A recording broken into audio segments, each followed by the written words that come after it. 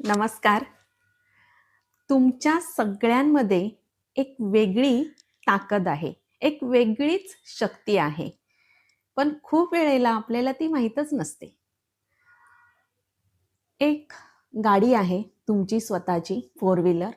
नसेल तरी इमॅजिन करा तुमची एक गाडी आहे आणि ती रस्त्यापलीकडे उभी आहे.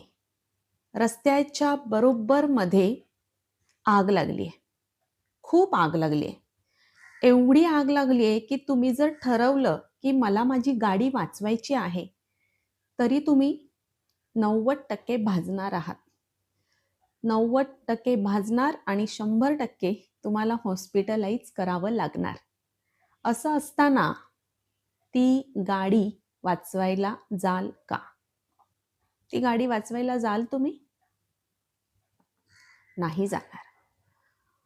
पण आता गाडी तीच आहे, रस्ताही तोच आहे, आगही तिथेच आणि तेवढीच लागली आहे आणि तुम्ही त्याच जागेवर उभे आहात. सगळं सेम आहे.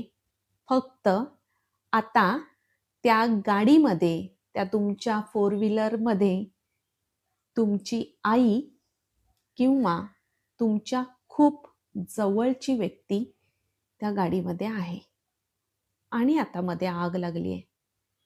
आता काय कराल? जाल ना वाचवायला? प्रयत्न तर कराल? स्वतः भाजाल? हा विचारच नाही करणार तुम्ही. तुम्ही विचार कराल की तुमच्याशी अटॅच असलेली तुमच्या जवळची व्यक्ती त्या गाडीत आहे आणि आता तिला मला कुठल्याही परिस्थितीत वाचवायचं आहे. मग त्या गाडीमध्ये तुम्ही तुमच्या मुलांना बघा, त्या गाडीमध्ये तुम्ही तुमच्या आईवडिलांना बघा, त्या गाडीमध्ये तुम्ही तुमच्या भावा बहिणीला बघा. कोणीतरी त्या गाडीत असेल तुमच्या जवळचं, तर मात्र तुमच्यात ते धाडस नक्की येईल.